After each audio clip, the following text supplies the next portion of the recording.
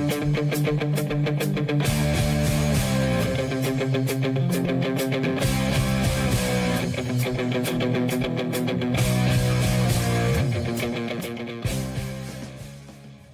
morning, everybody, and welcome to another edition of Power Hour. This is an expert mode edition.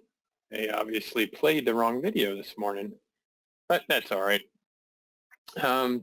Today, we're going to be talking on a few Orion security topics. These are somewhat advanced two topics that we'll go into some good detail. If you haven't done a expert mode version of the Power Hour, these are a little bit deeper dives with, requiring a little knowledge about the Orion and the topics themselves. We don't, we go into good detail, but it does require some prior knowledge. As always, if you have questions during the webinar, in your GoToWebinar control panel, there is a questions section. Feel free to ask questions. They will either get answered live during the webinar, by us, or directly back to you during the webinar through the questions panel. And some of them will then have to wait until after the webinar, and we'll contact you directly. And then all questions and answers will be posted in the follow-up email that usually comes out about a week after the Power Hour. So with that, I'm Jeremy Anderson, Director of Global Sales Engineering with NovaTech. I have with me today Chi Carnegie. She's Senior Sales Engineer with NovaTech out in California. And want to introduce a new sales engineer that recently started with NovaTech. This is Ryan McCullough. He is joined us about 2 months ago, right about the beginning of the year sometime, and is going to be on this webinar. Is going to be on this webinar. Okay. Before we go too much further, I want to remind everybody that we give out some t-shirts. I'm kind of a little behind on contacting people from the last webinar, so I'm sorry about that. But we will be going through the attendees. We'll also, contact you after we pick a few, and you will get a Power Hour t-shirts if you would like them. Something I want to do real quick prior to us starting is I have two poll questions I would like to ask. These are kind of, they are security related, but they are not related to the actual topic of the webinar. So I'm going to go ahead and post one, and I will talk about the first one. All right, so I'm launching a poll here. And what we're trying to ask is, anybody on here, are you familiar with either of these information security and risk management frameworks? That's SOC 2 or ISO 27001. Just trying to get a little information from everybody if you have dealt with these or not, as we are looking at the different types of certifications available right now and getting some information from you. I'll leave this for voting for just a few more. And you can check more than one, so if you've heard of both ISO 27001 and SOC 2, that's great. All right, so I'm going to go ahead and close this poll, and then I just have one more question on those for the 26% that have heard of some or so.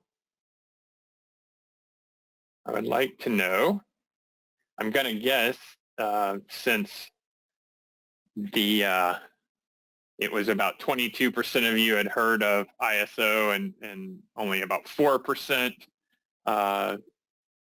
had read, knew of SOC 2. I'm going to guess a majority of you prefer ISO 27001, but just trying to see. So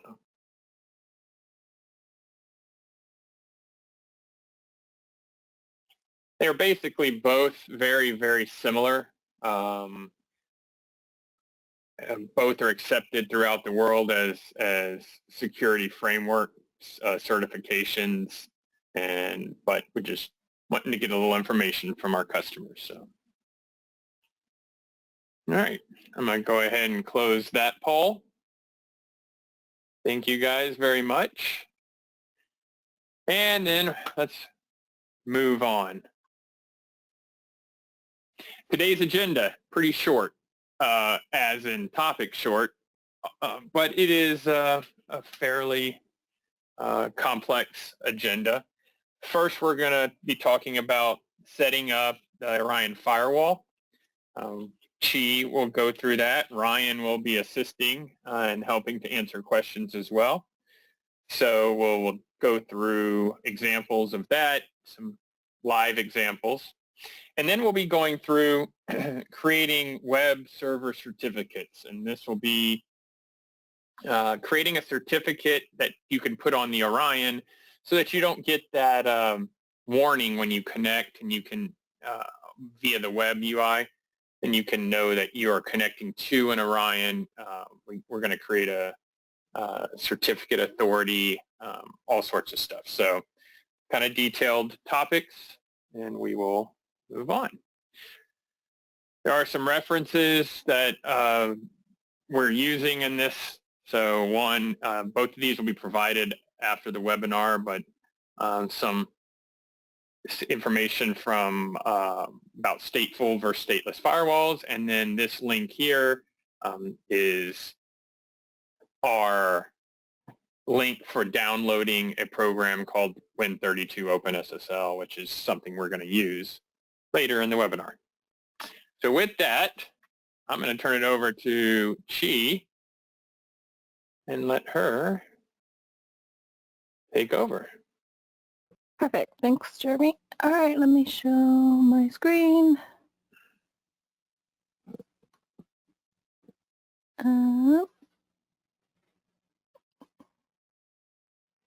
Perfect. All right. And Jeremy, you can see my screen, all right? Yes, I can. Perfect. All right. Good morning, everyone.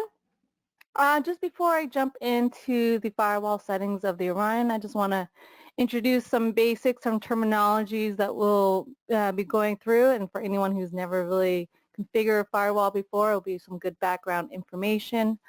So firewall basics. See, a firewall is network security that monitors, controls incoming, outgoing network traffic. So for anyone who is in IT, you probably work with actual firewall devices such as routers and so on. And then also for anyone who's ever used a Windows computer, your IT might have got you to create some inbound rules and outbound rules on your laptop just to allow certain traffic to come in.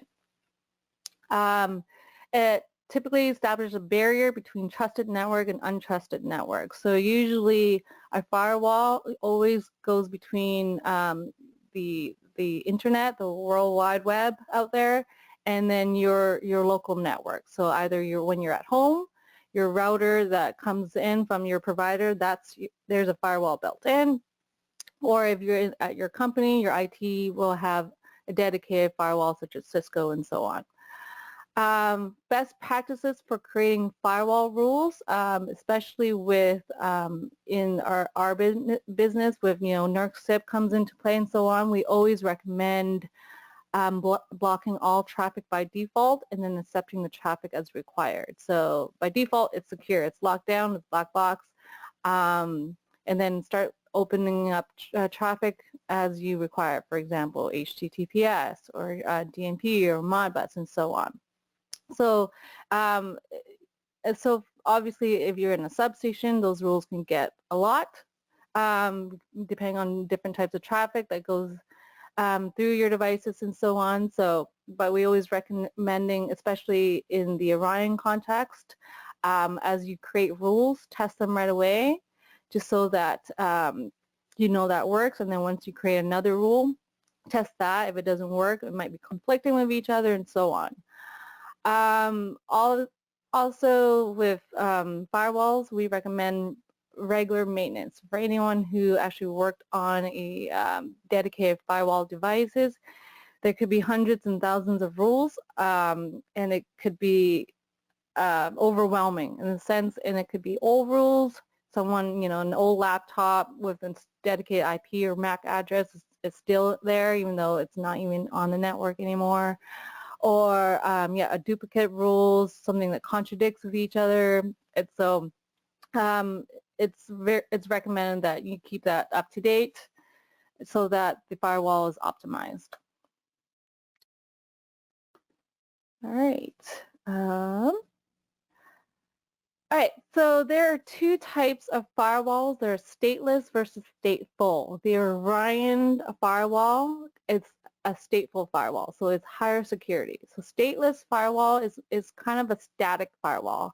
It has rules that kind of indicate, this is the source IP address, this is the port that it allows to, and then that's it. That's all it looks. It looks at the kind of the source address and then the destination address. They're like, oh, that matches the rule, you're allowed. It actually doesn't look at dynamic information such as what active connections in play. What is it responding? Is it initiating a new connection? It doesn't look at that. Stateful firewall is just another level of security. Not only it looks at the originating source IP address and ports, and then the destination IP address and port, so it also looks at what state it's in. So it monitors the active sessions going through the firewall. Another term for stateful packet inspection is also dynamic packet filtering. So in the event that if you're looking this up, those two terms are interchangeable.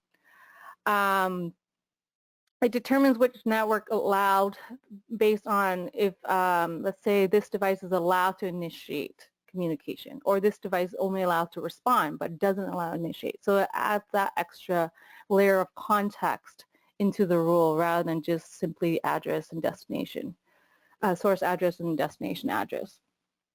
And then, so generally the enterprise-grade dedicated hardware, such as the Cisco firewall, they're usually stateful firewalls. Stateless firewalls are more for maybe, actually I haven't double-checked, but maybe your Windows internal firewall. I think when you add rules, you just create the IP and port. I don't think you create you determine the states in there. So those are some examples. So for stateful firewalls, there's 4 states that are available on the Orion firewall. New, so if someone's initiating a communication, the packet that comes in that initiates that's considered to be a new state. And in kind of comparison, let's say you're making a phone call, so you're the one that's calling it, so you're the new packet. Established is a packet that's associated with an existing connection. So let's say it's responding to that new packet. So now that state now is established. So for phone call reference, you're answering that call. So that state is now established. And then a third one's related. So it's initiating a new connection, but associated with the existing connection. So let's say you're calling someone and you have to initiate a third connection to somebody else. That's kind of related. So that's kind of my reference to the states for, let's say, doing a phone call. Invalid is when our firewall can't determine what state it's in. A packet can't be identified at all. So most of the time, if you are doing a dropping rule, anything's invalid, you should drop it. For stateful, you should accept for, depending on the context, new, established, and related. So those are just the basics. I'm just going to dive right into a configuration example on how to do some rules on the Orion MX. What I have set up here at home is my laptop right here. and it's going into one of the Ethernet port on the MX, and then that network here is on a .3 network. What I also have is a .2 network, and so from a second Ethernet port, it's going to a Bitronics meter. So not only we're doing an outbound rule, we're also doing a rule for routing capability. So now the Orion's actually acting as a router, so that when I access from my laptop, I can directly access that meter with, even though it's on a 2 separate network. So these are just the IP addresses that I'm using. I'll kind of reiterate what those addresses are as I'm configuring it. Some basic examples we're going through today is I'm going to create some rules to allow SSH from my laptop to the Orion as well as HTTPS because I don't want to get locked out. And then DMP communication to from the Orion to the meter because they're doing polling. And then what I didn't show in this diagram here is also how do you block or approve traffic from my laptop directly to this meter here using the Orion as the router. All right, with that being said, I'll switch to my Orion here. And right now, if I go to my firewall rules, by default, when you receive the Orion, nothing is enabled. So you'll see empty rules here. The checkbox here is not enabled. Nothing in the input or output forward. So right now, what I'm going to do is obviously I have HTTPS going to my Orion, so that's enabled. And then I'm just going to do a quick SSH to make sure that's working using my NCD. All right.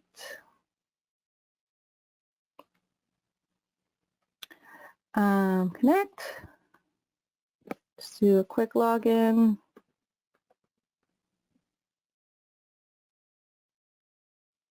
And I'm in the Orion. So SSH is currently working right now. Let's double check if my DMP is working. So right now it's polling my meter using DMP. That's working. Right, so everything, for example wise, it's working right now because everything is open. So what I'm going to do is I'm going to create a rule that drops everything and then only accept HTTPS traffic. Obviously, I want to do HTTPS right away because I don't want to lock myself out from creating additional rules. So right now, we're dropping everything by default, and then we're going to add a rule. And so once you add it, it creates this new entry in here. You have to go and edit it. And then in here, you're allowed to type in what Ethernet port you want to monitor the traffic in. You can do any if you want. But specifically, because it's HTTPS, it's going into my Ethernet 0-0 of my MX, so you can be more specific. What I'm going to do, my source address is 192.168.3.22, so that's my laptop IP address. And right now, I'm going to leave this empty. The reason why is because the port that leaves my laptop it can actually be random. So one of the tools that I use to kind of help, if you've never create rules before, Wireshark's a good tool to see what port's being used and what port's kind of random so you can kind of ignore it. So what I mean by that is let's look at my Ethernet 3. So this is just a quick Wireshark rule that I create to monitor my traffic to the MX. All right, so right away, right now, it sees some from my laptop to the Orion, some TLS, so that's the website connection. So if you click on this, what you can see here is that the source IP address and the destination IP address, the source port is some random port. So anytime it connects to the Orion, my source port from my laptop uses a random port. So because it changes so much, what we always recommend is that here you just leave it empty. When it's empty, it can be anything. So you don't have to create a rule for that. But then if you look at your destination, is using port 443, and that's the dedicated TCP port for HTTPS. So then you've got to make sure that on your destination side, we're going to put in the IP address of the Orion, and either you type in 443 or we have this preset pull down menu here, and you can look for HTTPS and then bracket says 443. The traffic that we're currently using for that is TCP, but you can filter out other traffic such as UDP or ICMP. So for most of the time, at least with what I've experienced, is I've used TCP. There's a few protocols that uses UDP and so on. All right, so because for HTTPS, my laptop's usually the one that initiates the communication to the Orion, so we make sure we select new, but we're going to actually have established and related to. So if I'm responding or there's any other traffic in the HTTPS, we'll highlight those three. And then there's this arrow that goes to the right, so there's another page of settings. So make sure you go and swipe there. And there's some advanced settings in here. So for this rule, I'm going to accept that traffic because everything, by default, I'm dropping everything, so I'm going to accept this traffic. But we have some advanced rules. It's not used very commonly, but it is there available for you. So this is to prevent a large amount of packet being filtered by our firewall. And so there's a limit that we can put in. So for example, if I put 10 packets per minute and then 10 here, so what that means is that, for example, if I receive 10 packets for this example here from my laptop to the Orion, it's going to kick off this countdown. And once I receive 10 packets from that, it approves or accepts another 10 packets within the minute. And anything exceeds that 10, it actually drops it. And then after the minute's up, it'll allow another 10 packet comes in. So really it's just to reduce the amount of packets coming for this rule, incoming to the Orion. So unless there is an issue with how many packets coming in, you don't have to put a rule for that. But if you want to slow down or reduce the amount of packets, you can put in a rule there. Right. Actually, let's delete that. Whoops. All right, and then MAC source. So this is an extra layer of security. Not only we had a source IP address, now you can actually add another layer of that and a MAC address. And so in the event that, so right now I put my laptop MAC address in it. So in the event that another laptop plugs into the network, pretends it's my IP address, the traffic won't get accepted because it's a different MAC address. So again, extra layer, we're not going to bother with it now, but it is available for if you want that extra security. The last one here is advanced options. So this is for any Linux command to manipulate the Orion IP table. So if you're an IT person, you know the commands to manipulate the IP tables, you can use that here. It only allows one entry per rule here. So for this example here that's kind of grayed out, it's pretty much if you enable that, it limits 100 connections to the Orion. So you can create rules like that. Again, I'm not advanced in the Linux command for IP tables, so I'm going to leave that empty for now. Comment. Here you can kind of add a description to what the rule that you're creating. So I can just say HTTPS from G's laptop. And then we can submit. And then a rule gets created. And then what I always recommend that when you do an input rule, you should always do a corresponding output rule, because not only I'm connecting from my laptop to the Orion is expected to respond to my request. So without an output rule, it won't be able to respond. So right now on the output rule, it's dropping everything. So I'm going to have to create an add rule, and then we're going to edit, and then now the source is my Orion, so it's responding back. 3.208, and it's going to respond back on that same port. So it was 443 on Ethernet 0 to my laptop. And again, my laptop port is random, so we're just going to leave that empty. It's TCP, and because it's a responding one, we're just going to do established and related. I don't think it's very, the Orion's never going to initiate an HTTPS to my laptop, so we're not going to select new. Again, we're going to accept this traffic, and they say respond to Chi's laptop for HTTP. So submit. So once the rule is in play, you have to enable the firewall here if it's not already enabled. And then you can click save. And then what it'll do, it goes and makes sure that the rule makes sense. It's not conflicting with each other. And then once it approves it, it'll tell you that it's saved. The checkbox stays checked. If the rule doesn't make sense, it'll give you an error message up here, and then it won't have this checkbox enabled. All right, so right now I'm dropping everything, and I'm just approving HTTPS. So as you can see, I can still access my web page, but my Orion has stopped pulling my meter because DNP is not approved right now. So we can see traffic's off. If I want to go and connect to the Orion using SSH, it should block me. And it'll try for a while, or give it a few seconds, and then it'll say, hey, error, it won't connect.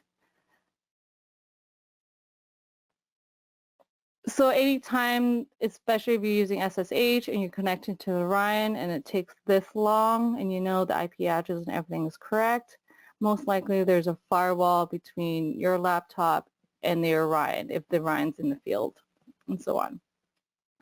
All right, current connection has time. Yeah? Can you go over now if you had made this rule and enabled the firewall, but screwed up your HTTPS rule? How to, you show how going to the front port, I don't know if you have connection to your front port, and how you can stop the firewall? Oh, actually, that's a good question. I haven't tried that.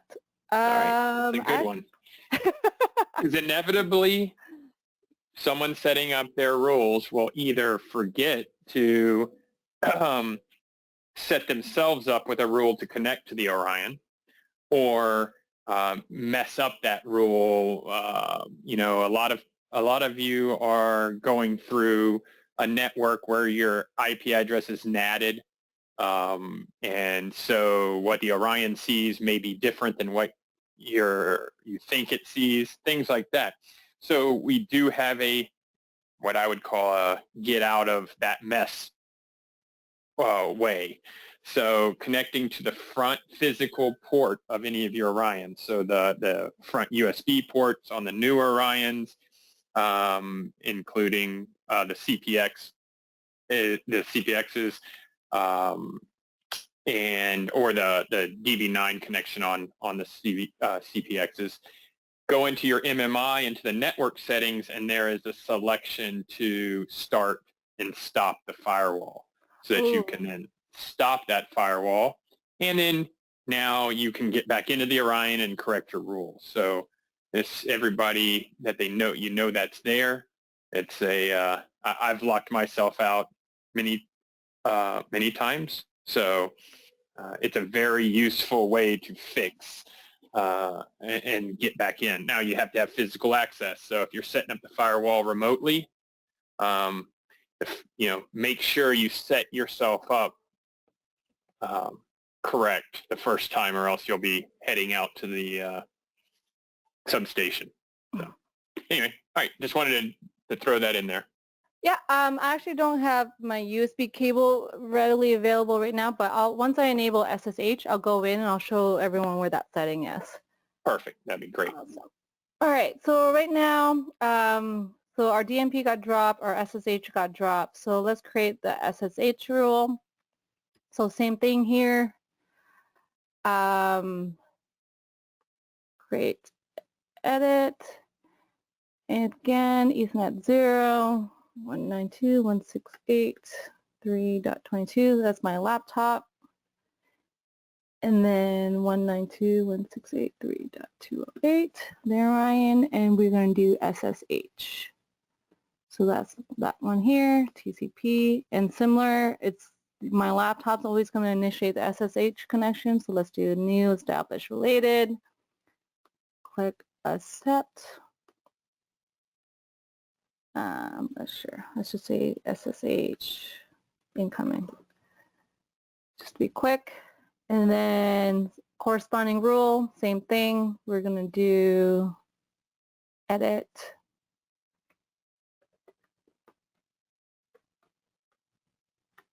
.208 from 22, this, and then 192.168.3.22, and then we're going to establish and related. It's not going to create anything new, and we're going to accept outgoing SSH. All right, that looks good. Let me double check my incoming.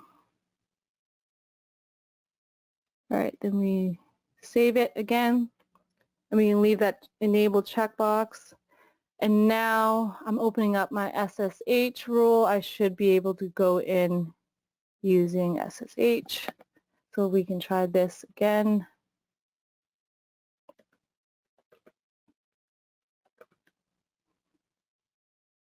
And now I'm in. So what Jeremy was mentioning, that in the event that you're locked out, if you use the USB cable, you have the same interface here, but you're using the COM setting. And then if you go into menu option 8, network menu, there is the start and stop firewall. So when you select 2, actually we can just do that right now. It should stop the firewall. 2, stop firewall. And then firewall stop. So if I go in, let's say refresh my web page here, it does say that firewall is not running and I have to re-enable it. So that's a good shortcut to know. I had no idea. Well, actually I've seen that option. I just forgot about it when prepping for this webinar. All right, so let's enable this again, and then let's see, our DMP still is down. Oh, duh, never mind, because the firewall isn't disabled. All right, so we're going to go through the rule of enabling the DNP anyway, and then dropping everything still. So DNP is a little bit different. So we're going to do source. Now it's on my Ethernet, this other Ethernet 0-1. And from my source now, it's going to be from my meter. For incoming, it'll be 2.203.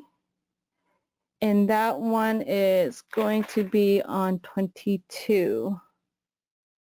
I'm sorry, not 20,000. My apologies. DNP, well, that's the standard DNP. If you change it in your configuration to say 20,001, 20,002, that's the port that you have to configure here. But right now I'm pulling the meter on 20,000. And then my destination will be my Orion. And we can leave that empty because that changes, that port changes anytime it initiate or pull with the meter. So, and here, because the Orion can initiate the communication with the meter, because it can say, hey, I want to pull the points from you, so it can be new and established and related. In the event that you don't know these, you can leave them empty. So you don't actually have to highlight any of them. So everything will work. But if we want to be more restrictive, we can just highlight the states that applies. click accept, submit, and then output. We'll create a rule. And then this now is my meter responding back to the Orion's pole. So it'll be 192.168.2.203. And it's going to respond.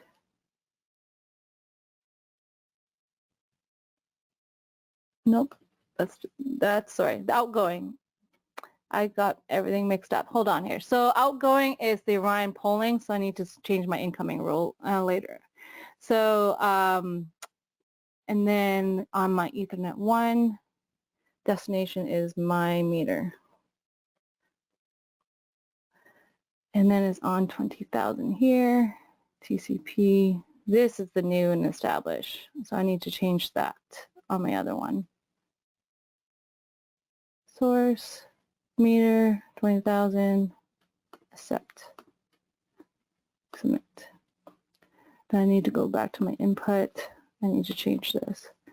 So this is my meter responding, so that's not going to be new.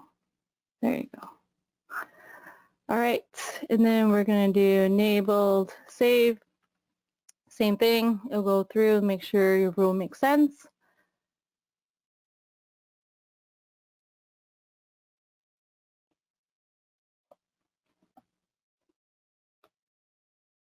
And then the traffic should still be, pulling the meter. So still going. All right. So those are some quick examples of the inputs and outbound rules. So now we're going to do forwarding. So right now, for forwarding, I have it so that I drop all forwarding. So forwarding is my routing capability. So right now in my settings for networking, I have enabled routing. So that allows the Orion MX to be as a router. So what should be happening is that from my laptop, I can connect directly to the meter, even though it's on a different network. But because it's being dropped right now, if I try to do it, it won't work. So if I go and do 2.203, which is my meter, but that's just being cached, because if I go and look at other pages, it won't work. So the Chrome does cache some pages, especially regular HTTP pages. So if you are testing this, don't let the first page or some pages think that you've actually connected. I actually ran into this trouble when I was prepping this webinar. You're actually not connected. It's just being cached on the Chrome. But if you try to navigate anywhere else, it won't work. So right now it's being blocked. Routing's not going through my Orion. So now I have to create rules for the forwarding. So if I go back to my firewall,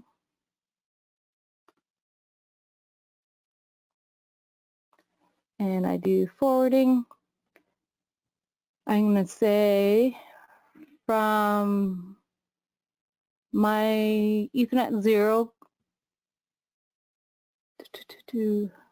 I'm going to go, actually, yeah, so 192.168.3.22. So this is my laptop, and it's going to go to Ethernet 1, which is, so going out of Ethernet 1 of the Orion to the meter on port 80.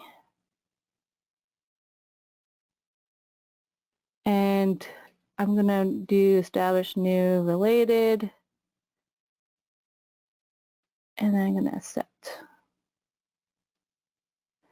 And then similar, even though forwarding, you need to, so right now I'm doing one direction from my laptop to my meter. I have to create another rule from my meter back to my laptop. So from my meter, 192.168.2.203, port 80 is the HTTP. out of Ethernet 0.0, 192.168.3.22, TCP, and then this is just established and related. And we're going to accept. All right, so now this should allow the routing to go through the Orion, and if I do this correctly, there shouldn't be any conflicts.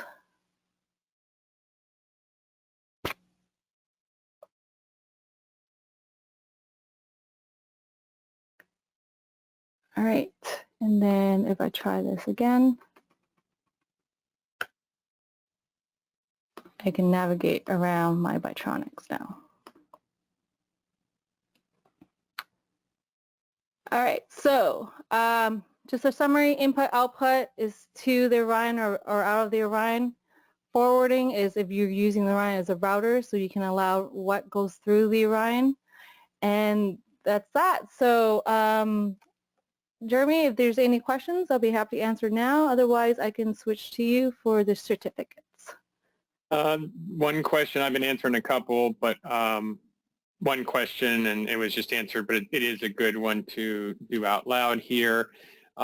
Is it possible to specify an IP address range instead of a single IP address? And yes, you can. It'd be your standard format for doing something like 192.168.2.0/24/16, depending on what your subnet is. So you can absolutely do that to set a range instead of an IP, just a single IP address. Awesome, good to know.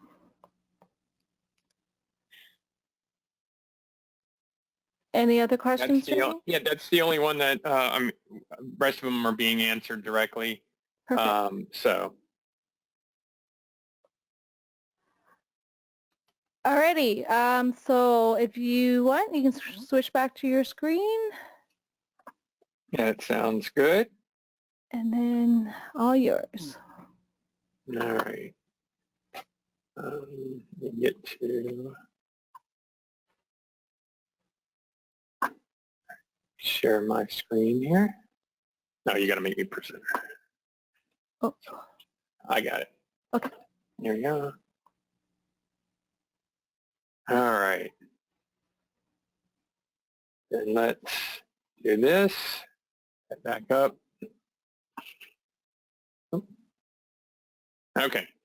So what we want to talk about now is creating a key, and I think I mentioned this, for the Orion web servers, for the web UI. So when you connect to an Orion, typically when you connect to an Orion, we'll put this in here,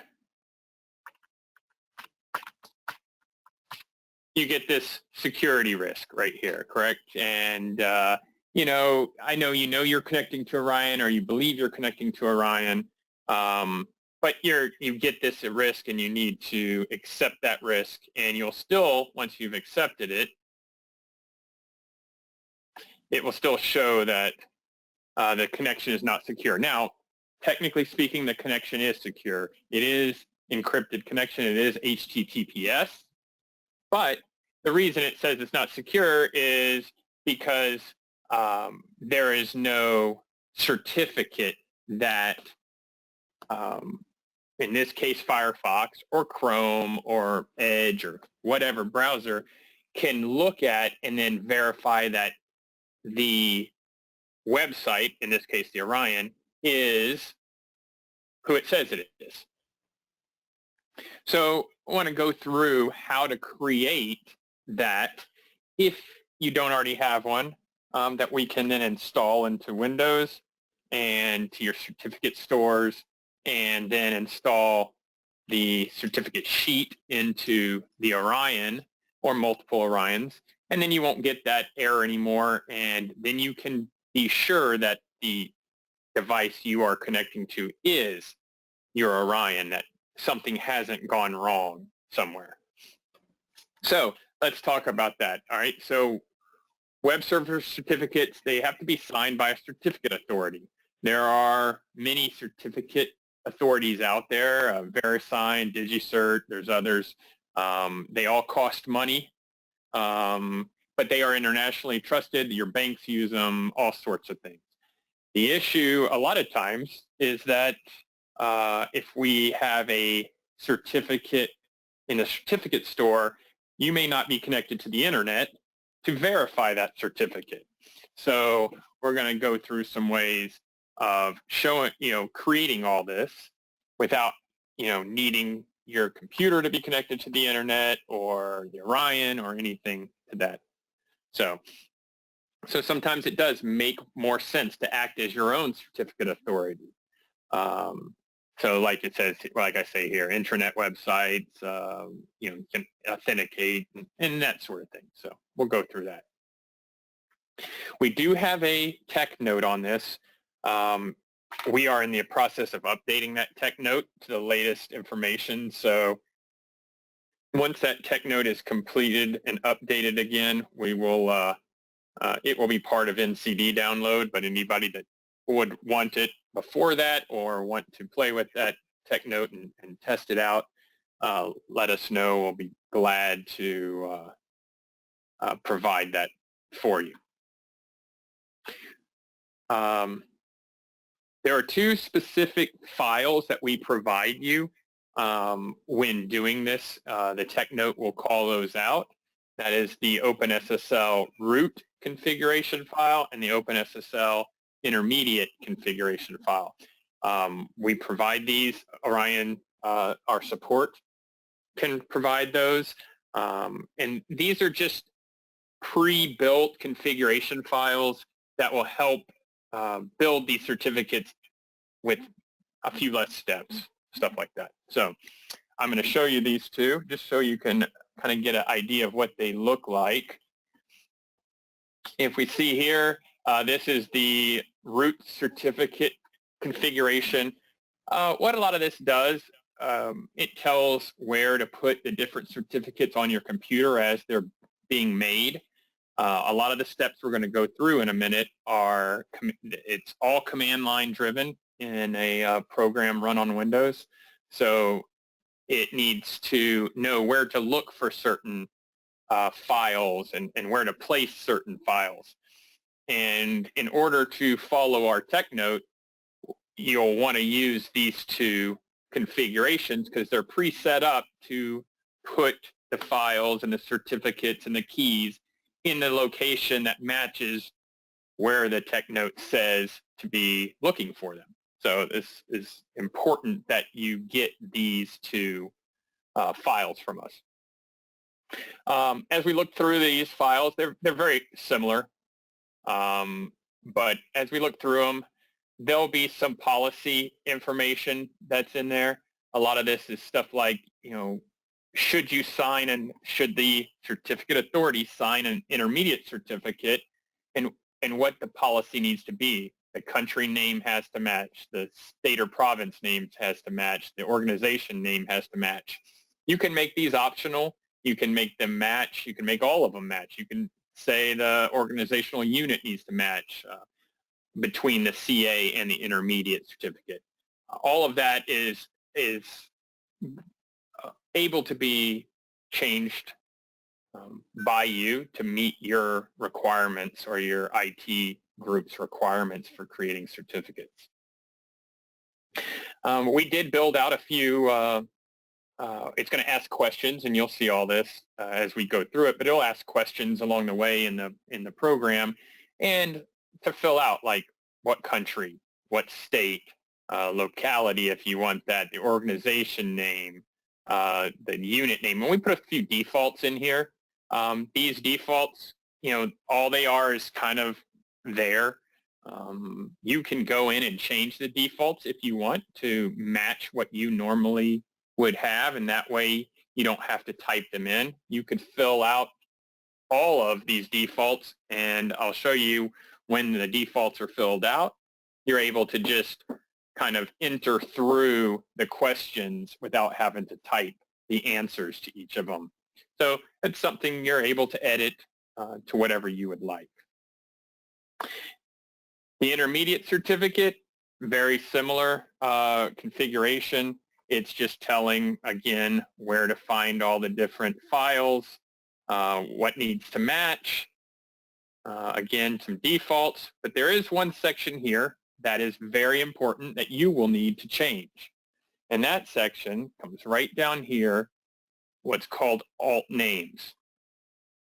These are all the Orions that you want to include in this certificate. So the way certificates work, they have there's a common name, and then there's a DNS name. These DNS names are the names, the host names of the Orion.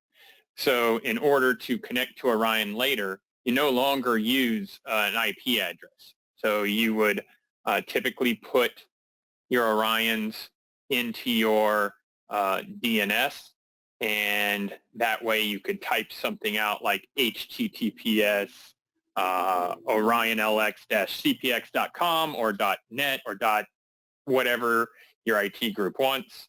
And then that would be routed to the IP address of the Orion, and it would connect that way. You would not need to know the IPs. And this makes a little more secure that way, but this is what's required to do this. So if you have 50 Orions and you want all of them to have the same certificate, you would just add them all here with their different names.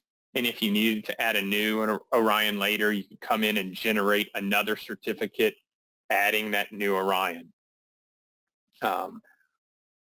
If you want a different certificate sheet, and when I say sheet, that's kind of that's what's called the certificate that actually gets loaded into the Orion. They're referred to as sheets often. If you want a separate sheet in every Orion, then that's fine, and you can just use DNS number 1, and you can generate a sheet for every Orion separately, and that's completely up to you. That's fine. Either way is acceptable in the security world. So as you see here in this example, I have 4 Orions. I have some Orion LXs, I have an LXM, and I have an Orion IO. I'll be doing this on an Orion IO today as showing you the full setup.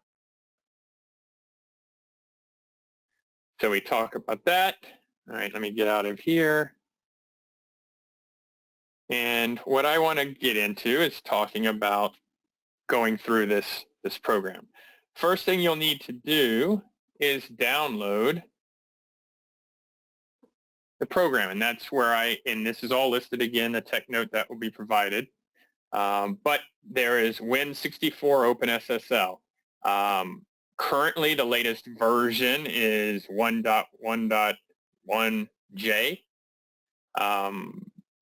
This changes every time there's an update to SSL. OpenSSL, this version ends up changing for security and that sort of thing. So it'd come in, this only works, this one only works on 64-bit, this one installs as a 32-bit.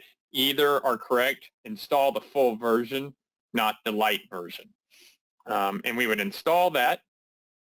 When you go to install it, you're going to want to install it in a very specific location.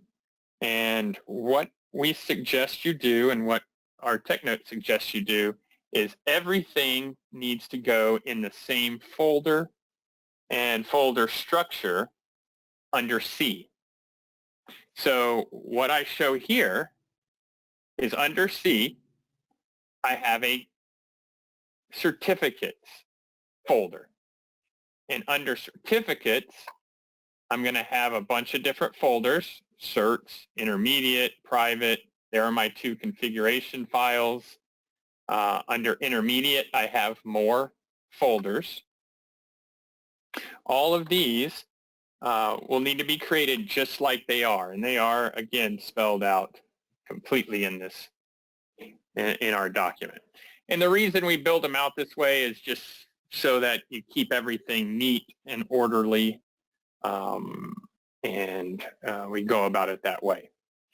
Right here is where you would install the OpenSSL and that gets installed. So as you're doing the installation, point it to C certificates. Now, if you want to change the name, that's fine.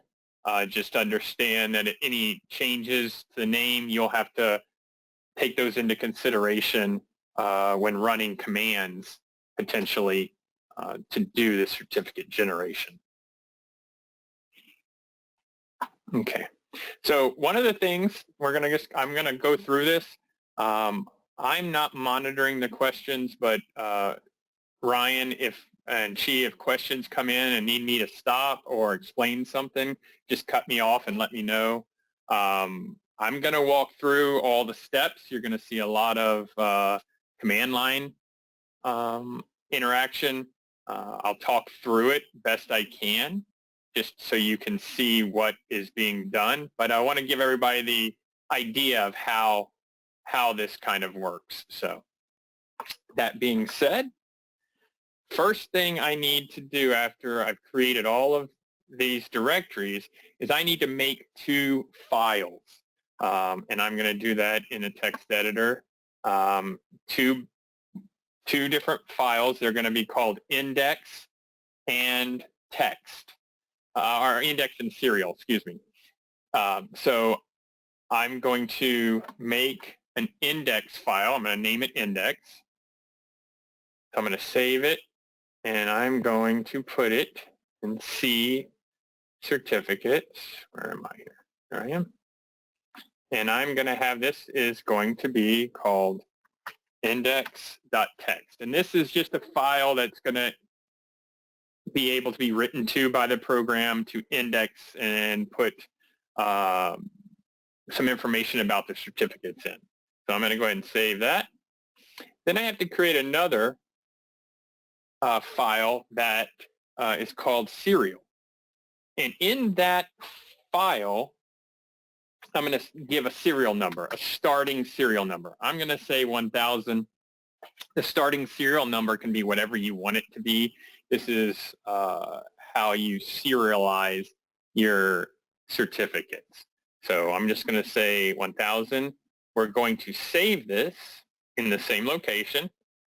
It cannot be a text file. It needs to have no extension. So we're just going to call it serial. So those are saved. We see them both here. I'm going to also put this into my intermediate folder as well. So I'm going to take these and copy them. And I'm going to save them into my intermediate folder. Or paste them in there, I guess. All right. Once we've done that, we're going to go ahead and we're going to run the command line. So the command executable. Oops, I got to do it on my other screen here. So when you run your command prompt, you need to be running it as an administrator. And I want to go ahead and change to the directory certificates. So I can see I'm in that same directory. I'm in here. And now I'm going to go ahead and run my OpenSSL program. So to run that, I need to do certificates, and then OpenSSL, and it's actually Win64, then OpenSSL.exe, and we'll get to a prompt called OpenSSL. Bear with me because I know when I ran through this the other day for myself, I typed Orion instead of Open at least 90% of the time by habit of typing Orion a lot. So if I screw up and type Orion throughout some of this when I should be typing OpenSSL, just bear with me. It happens. So the first thing we want to do is create a root key. So we are going to be creating a key that we then can create a certificate that is our root certificate, which is basically our certificate authority, our main, most important certificate. We will use this certificate to sign everything else. And we'll talk about chain of trust and that sort of thing as we go along. But the most important thing that you create is your root certificate. This needs to be the protected certificate, the certificate that you keep and is in control of everything else. So first thing in creating that certificate, we have to create a key. It's quite a simple command. It's called generate RSA. Oops. I typed everything backwards. And then we're going to do it as 256 encryption. And we want to do an out command. And we're going to put that in private. And we're going to call it ca.key.pim. And we're going to 5 it. So doing this command is going to generate a key. So it generated an RSA private key with, 4095 bit length, and it did that. And now it wants you to put a password onto that key. You need to remember this password. It will be used anytime you're using the key to sign or to create a certificate. This is what protects that key. So I'm going to go ahead and put in a password.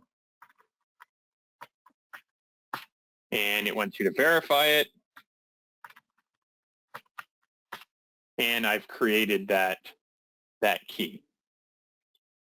And if we look, and I can show you here, we can go back in here to private. I now have that. If we want to look at that key real quick, I can show you there's that key.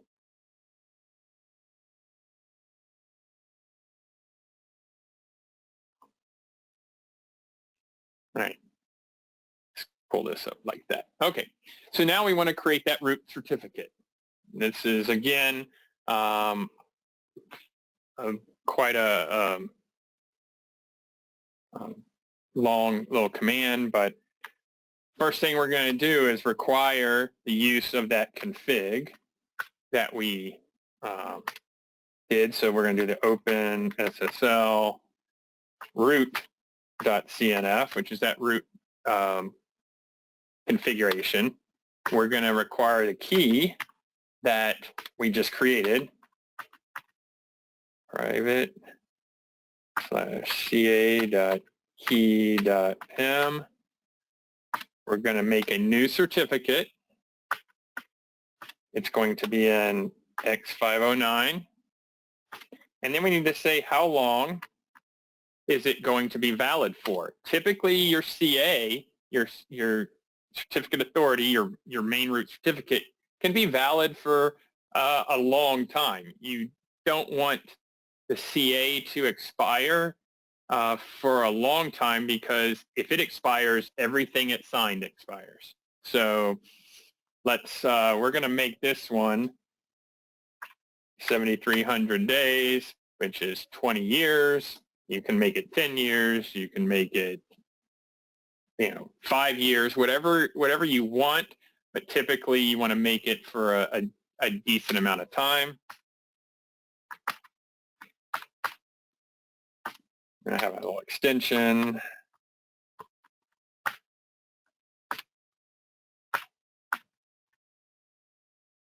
So that we know it's a certificate authority. And then we're going to do an out, and that's going to be our certificate. So we're going to put it into certs, and we're going to say ca.cert.pim. And so this will just be the file. Now, like I mentioned, you need to know that password for the key you created. Without knowing that password, that key is useless for creating certificates. So I'll put that in. And here is when it starts to ask you those questions, those default questions that are either required or optional. and then you see some of the defaults in here. So right here, country name, 2-letter code, US, that's a default, and I want to keep it that way, so I can just hit enter. State or province, I'm going to go ahead and keep it at Pennsylvania because that's where I'm located. Oops, I accidentally hit enter twice, sorry. Locality name was optional anyway, so I could have put a locality.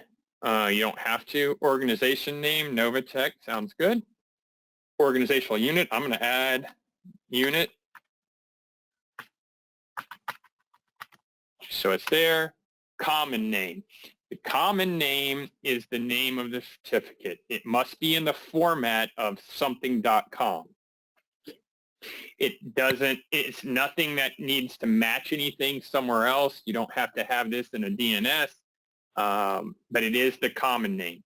You can leave it as novatechca.com if you want. You can name it whatever you want. I'm going to leave it as novatechca.com. That's my common name for the root, certificate. Email address, if you want to put one in, and that's optional unless you make it not optional.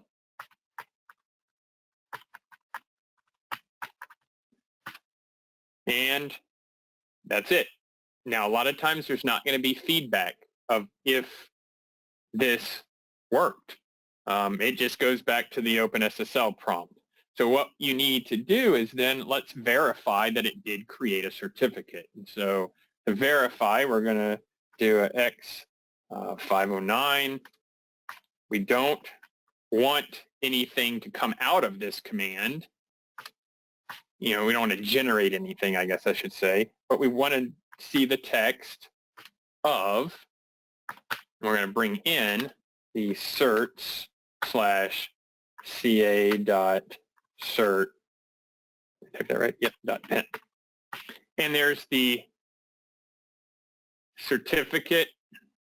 If we come up to the top here, we can see the version. It was version 3 certificate as we use that extension to do that.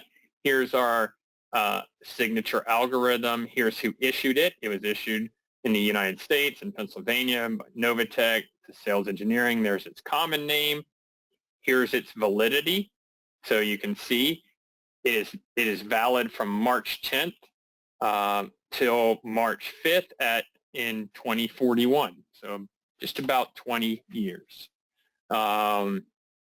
And then here is the actual certificate with the encryption that's signed by the key. And right here is something you can check is it a certificate authority? True. So this certificate is a certificate authority, and this is our main certificate. All right.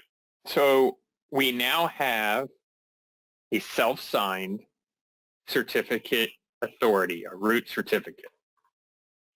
Now we could use this to sign a sheet that would then be put in the Orion, but typically what you end up wanting to do is creating an intermediate certificate and using this intermediate certificate to sign all your lower certificates, your sheets. And the reason for this is then you could make an intermediate certificate for multiple intermediate certificates, let's say, and those intermediate certificates could sign specific sheets for different devices. Maybe you're signing all your NERC SIP station stuff with one intermediate certificate, and maybe your non-SIP critical sites with a different intermediate certificate. So you could have multiple intermediate certificates. And if you needed to pull the trust for a group of things, you could pull the intermediate certificate for that group and distrust it and not affect all the devices that were signed with a different intermediate certificate. If you sign everything with your root certificate and you want to distrust, then you distrust your root certificate, but everything gets distrusted down below that root certificate. So the idea is typically creating an intermediate certificate, less length of validity for that intermediate certificate, and then you could pull the trust on that and not affect your main root certificate. So we're going to go ahead and create an intermediate certificate so you can see how that's done, and we're going to sign it with the root certificate. In the overall example, I'm only going to one device, so there'll be a chain of trust, root, intermediate, down to the device. But, you know, like I said, you could have multiple intermediate certificates. All right, so we're going to create an intermediate key. So it's very similar to what we were doing before with the root certificate. We're going to do pretty much the same command, gen RSA, AES 256. We're going to go out, and we want to create a key, but we're going to put that in a new folder. So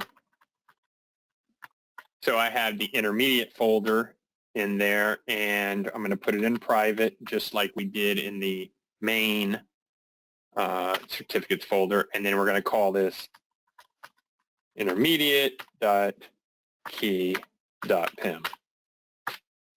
When did I mistype here?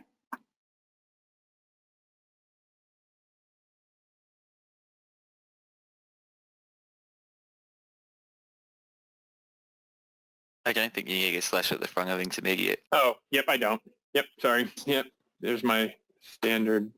I'm like staring at it. Thank you. And there we go. Now, again, it's going to ask you for the passphrase or the password that you want to put in there. You should put a different password to protect this key. Don't forget it, though. All right, so I've gone ahead and created that. And if we go back up and we go into intermediate and private, there is that key. We could look at it real quick. And there's that key.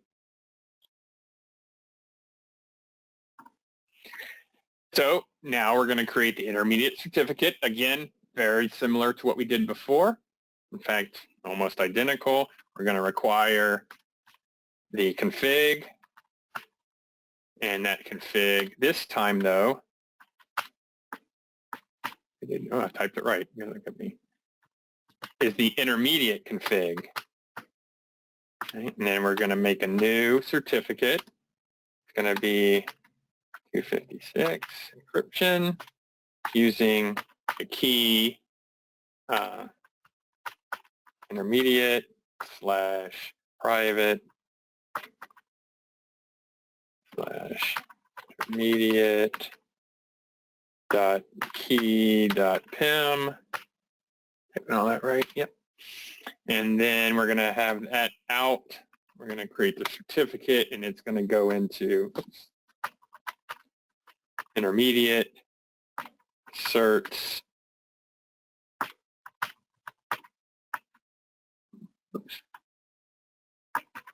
Intermediate .csr, and we'll talk about that in just a second, .pim. So CSR is what's called a certificate signing request.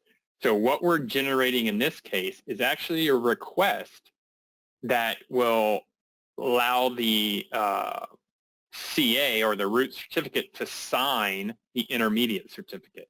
So this is a request. Again, we need that key password. And this is the intermediate one we just created. And it's going to ask the same questions. And again, these need to match. The only thing that must be different is the common name. And back when we looked into that, in here, we had ones that must match. So, you know, if you make those changes, then you need to know that you made changes. I'm just going to skip locality name. We're going to say organization name. Let's do that again. Sales, engineering, common name. As you can see here, we have one defaulted in there. I'm going to keep that. Just make sure your common name is different than the common name of your root certificate. And I'm just going to skip an email address for time's sake. And so we've created that. And again, we need to, now we have the certificate signing request. Now we actually need to sign the intermediate certificate using the root certificate. So we will issue the command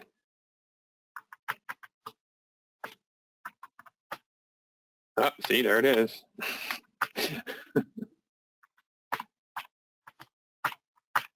And take that configuration with a extension.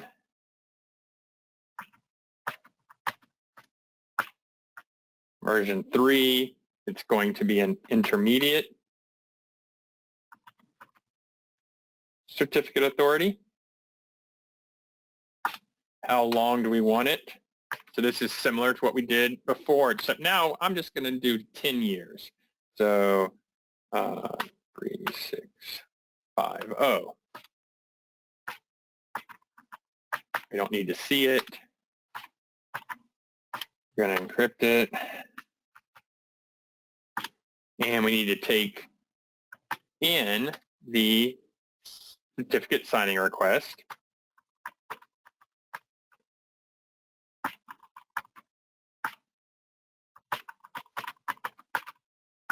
Certificate signing request.pim. And out of that, we are going to, did I type out? No, sorry, out.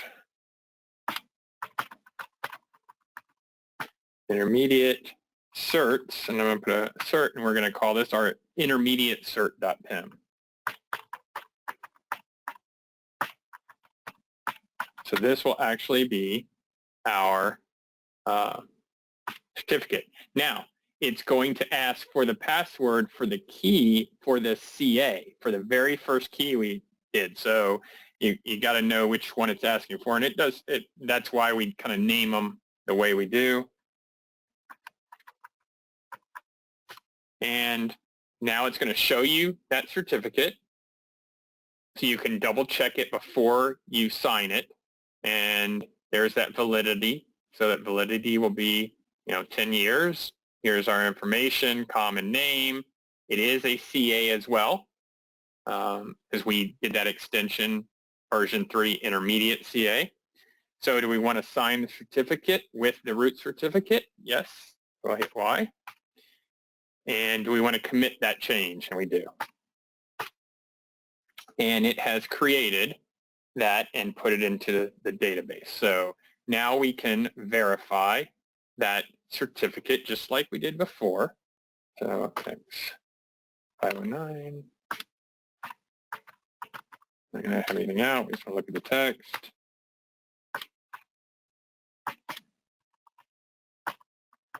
Intermediate cert.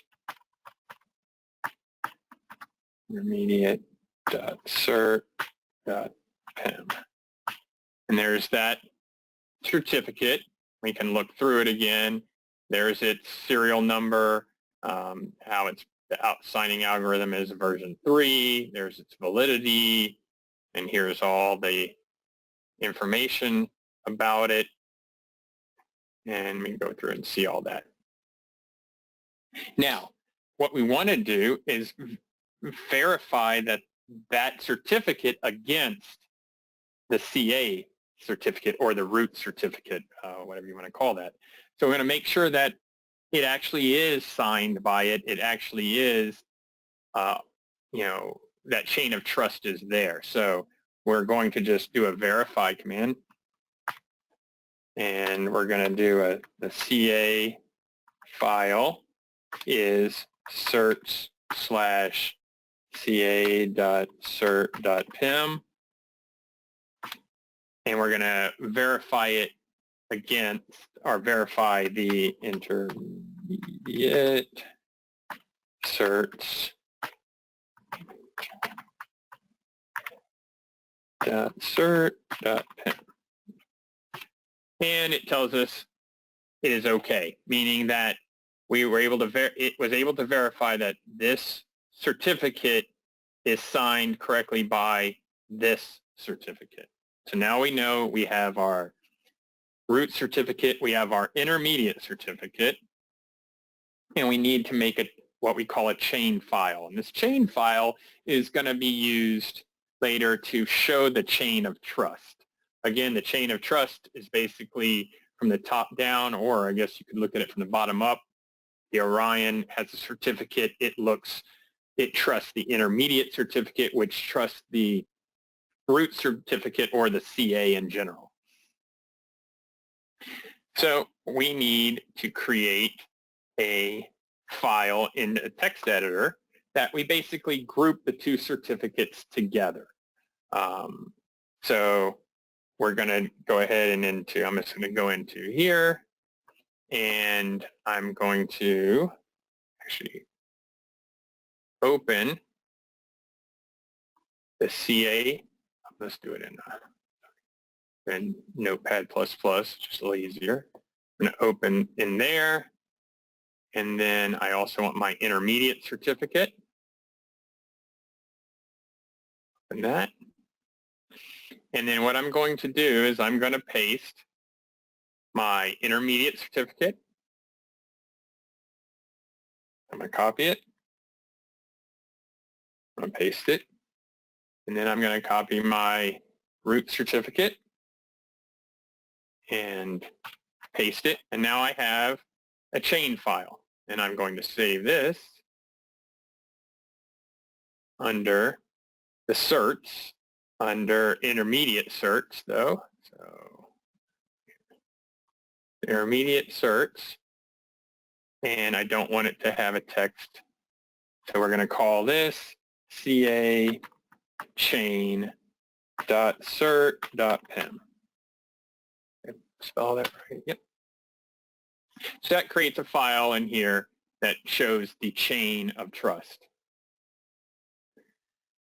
Now we get to the fun part where we're going to go ahead and create a key and a certificate for the Orion that we can then load onto the Orion. We can,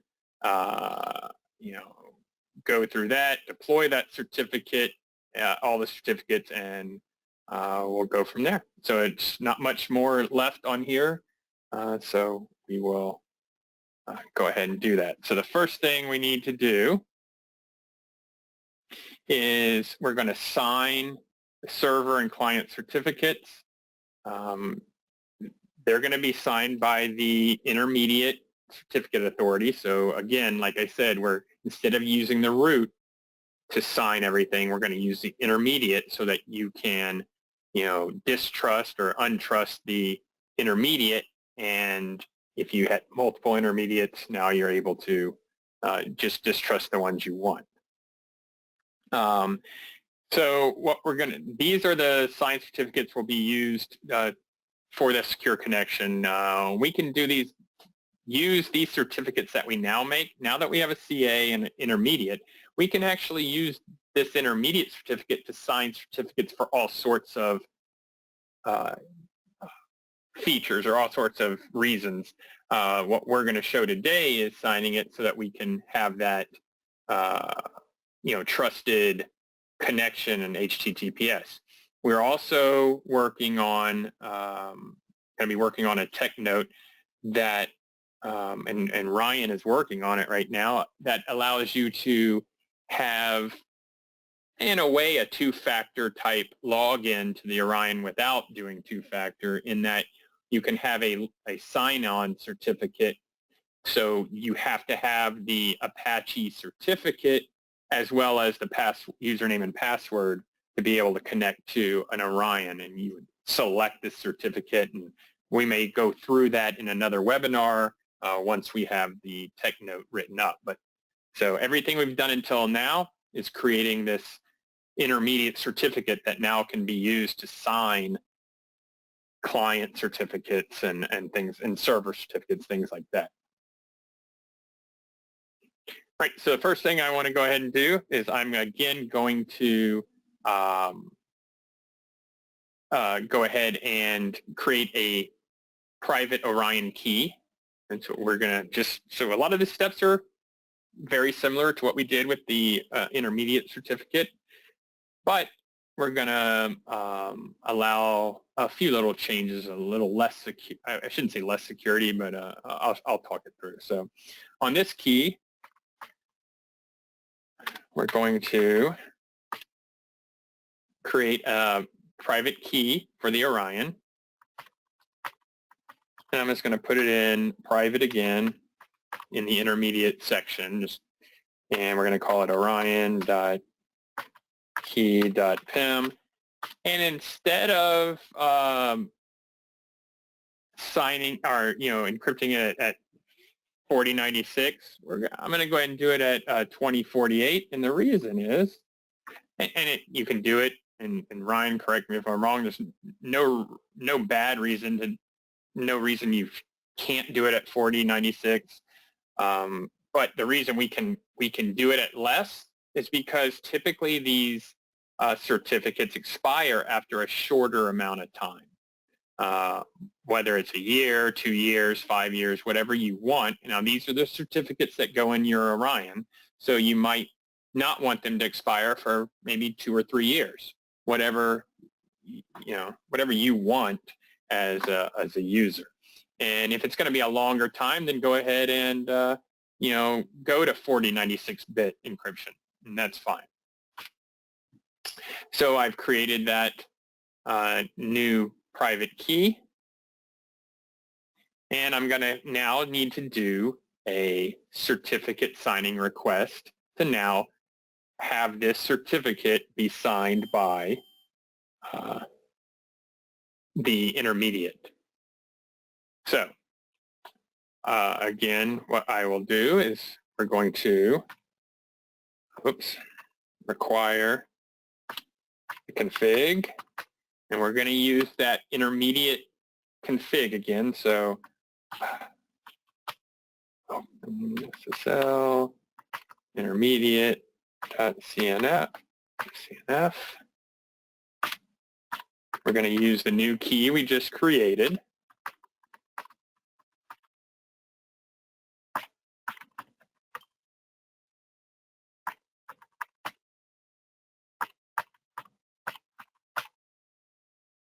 We're going to make a new certificate signing request.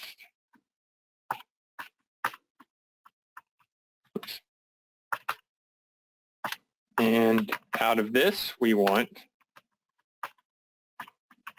intermediate certs, and we're going to call this the Orion certificate signing request.pem.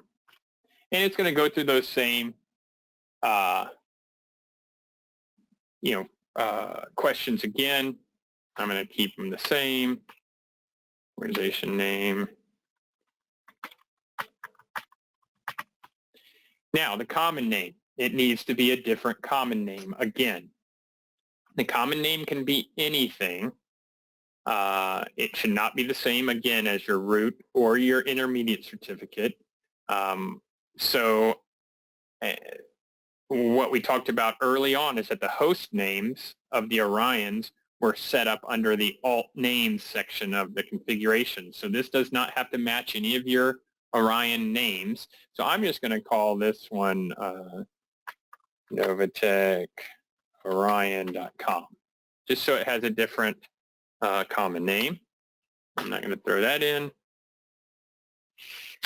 All right, so we have our certificate signing request. Now we need to create a certificate and request it to be signed by the intermediate. So much like before,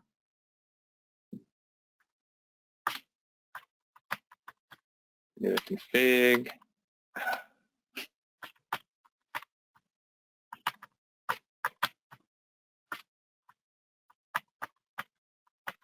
So in the extensions, this time it's a server cert that we're creating. So it's not a certificate authority. How many days? I'm going to go ahead and make it a little longer. in a year there.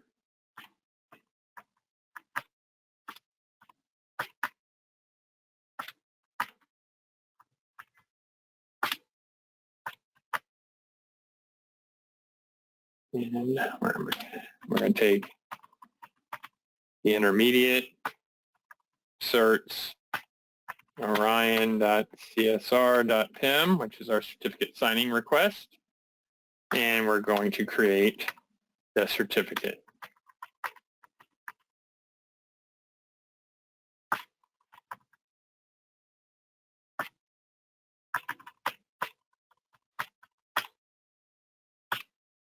And what did I do? That was a passphrase.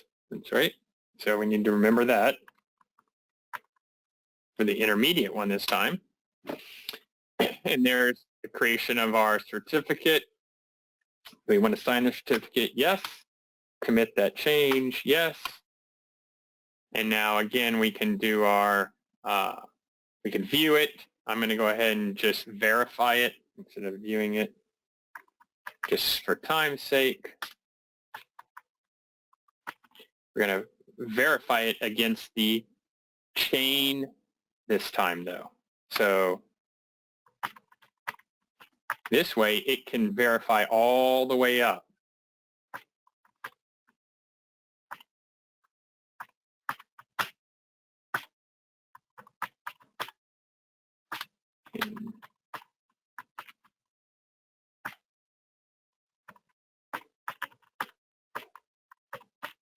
So basically we're saying take that Orion cert and verify it to the chain that it's verified all the way. And it is. It says, okay, we're good to go. It's been verified. And now we're ready to start deploying these certificates. So I'm going to just deploy in Firefox.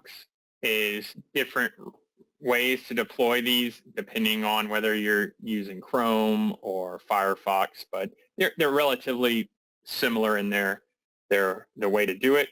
So I'm going to come in here and I'm going to go ahead and go into options and privacy, security, and then down at the bottom, I'm going to view certificates and it opens up my certificate manager.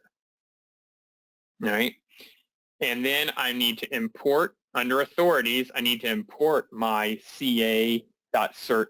That's my certificate authority, my main one. So I'm going to come in here and I'm going to come back to C drive certificates, certs, ca.cert.pim. And I want to use this certificate authority to identify websites. And if I want to view that certificate, we can real quick. So now you can see that certificate. It's got all that information in it. There's that validity time. Everything is here. There's the chain, the cert.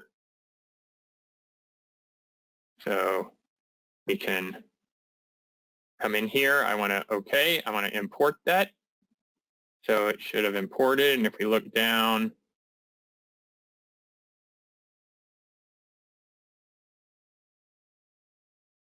did it import?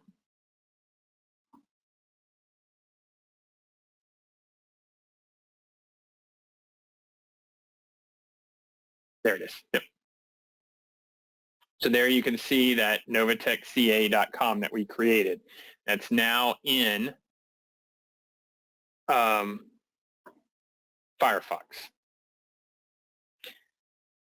And we can do this again, like I said, for Chrome, the internal browser for the Orion. If you have the direct video options, that can be done as well so that that internal browser doesn't have that alert on it, that sort of thing. But we can go, all of that's in our tech note. Now we need to deploy a server certificate to the Orion. So the first thing we have to do is actually create the certificate that goes onto the Orion. And that certificate is 3 parts long. All right, that certificate that we're going to create is actually the Orion key the Orion certificate and that chain, that CA chain, and that all together into one file will then be the certificate that gets deployed to your Orions. So if I come back in here, I want to make sure that CA chain, wrong spot. I want to make sure that CA chain is open. Oh, it still was. I want to make sure that my Orion one is open. And then I also want that Orion key. Okay. So what I'm going to do is I'm going to copy all of the key. And then I'm going to copy the Orion cert.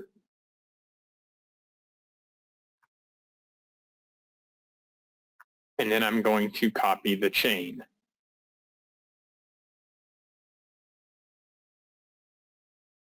So I have this long certificate here that I'm creating. I'm going to go ahead and save it. And I'm just going to go ahead and put it in my main certificates folder just so I know where it is. Again, I don't want it to have be a text file. So I'm going to call this, maybe I'm just going to call it orion.pim. You can call it whatever you want. The name itself doesn't matter. Save that.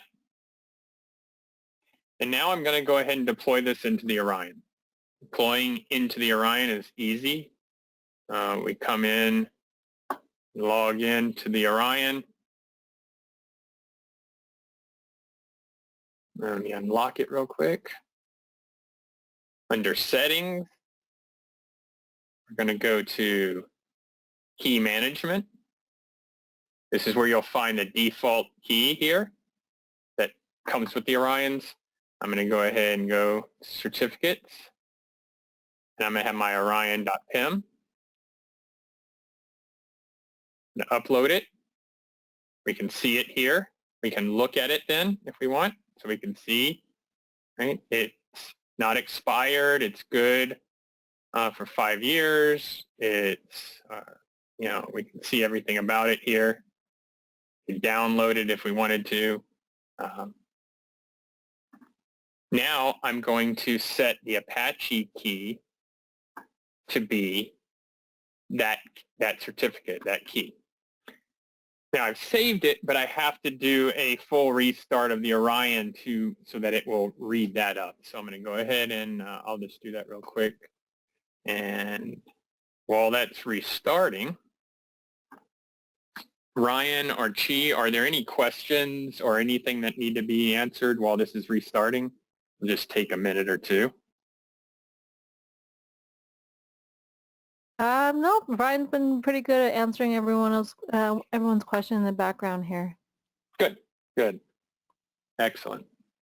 I know it's a lot of material, and the reason we wanted to go through it like this today was so that if you decide you want to do this with your Orions, then you've seen it be done. So when you get the tech note, you might have some familiarity with it being, the steps, how they are, how they're done. I know you won't remember all of this, but at least it gives you a little clarity of how things can work. Now, if you already have your own certificate authority or you already have your own intermediate certificates at your organization, you can use those to sign and create a new certificate for the Orion. But you will need the things like the chain of trust, the CA.-chain and that sort of thing. So there are ways to do this without doing your own CA, but once you get used to this and once you've done this once, really you just can deploy that same certificate if you want across the board. So looking at my IO, and it's almost done rebooting. Shouldn't be much longer here. Now, I didn't go over this, but I will real quick and just mention that I mentioned at the beginning that instead of using IP addresses with certificates, then you're using, you know, a .com or a .net or a whatever. Now, because I don't have a domain name server in my basement here, I went ahead and in my Windows host file document, I mapped orion-io.com to the IP address of the IO itself, so that it would route properly. You can do that same thing for testing. You know, if you've never edited a host file, it's under Windows, System 32, drivers, etc.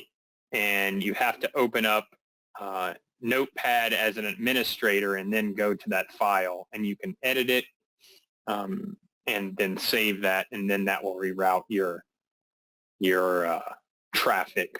And that's something that will be required if you're testing and you don't have a domain. Let's see, this should have been, okay. So you can see, because I've gone to the IP address, it's still asking me for, you know, that change. But I'm going to go ahead and go to orion-io.com. Hopefully, if I did everything right, it will go and work. And there we go. It didn't ask for that security. If I come in here, it's been verified by NovaTech. I can come in, it's showing me secure connection. Now, it does say that Mozilla, which is, you know, writes Firefox, does not recognize the CA because we created our own. It's a self-signed certificate. It's created on, you know, by our own selves. But you can come in here. We can come in and look at the certificate. So here we go, and here's that chain of trust. So you can see, here's the certificate the Orion has. Here are those alt names, the alternate names that, you know, again, it could be as many as you want. That certificate validity and its chain of trust is right here. That chain is the intermediate certificate. There is the information about that. That's what signed it. And there's that CA. So you can now see those steps. So that is, I guess, a crash course in web certificates. Like I said, we are looking at other ways to use these certificates, and we'll come out with that soon and maybe have a whole nother power hour on that for you. Okay. Any questions, Chi or Ryan, before I move on? No questions. I just wanted to point out a few things, mainly that once you have the CA generated, the root CA generated, you can copy that to a shared folder for other PCs to be able to access and install. So you don't need to run through everything in this procedure to have multiple computers use the certificate from the Orion. You just need to install the root CA. Right. Yep. That's a good point. Really, once you've done this, if you need to add new Orions, you really just need to run through the last portion of this procedure to create a new sheet, you know, a new Orion certificate that includes the new names, or a separate one. You can make a whole nother certificate that just goes to certain Orions. All right, well, and go ahead and wrap up here. As usual, all of this stuff will be posted to our new Power community.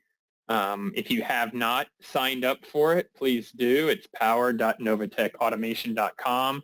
Register for the site. If you once you're in, you'll be able to see, we've actually added a new location, all the webinars.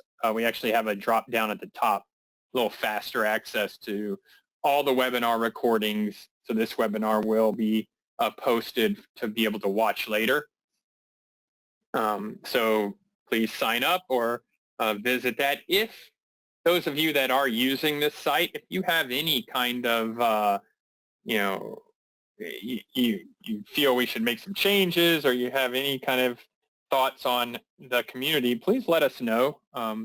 We'd love to hear some feedback on the community of what it's missing or what you like about it. That will definitely help us to develop it even better. Book an engineer. If you need a little bit of support on something, feel free to go to booking.novatechautomation.com. You can select the power side, Bytronics and Orion, and select one of the sales engineers, and you'll see, Ryan, I forgot to add you to the list here, but you are on the list. Ryan is on the list on the actual site, and Ryan is our IT specialist of the group, let's say. So if you have some IT security type questions, feel free to book some time. Once you select one of the engineers, it will show you their availability on different days. So definitely use that.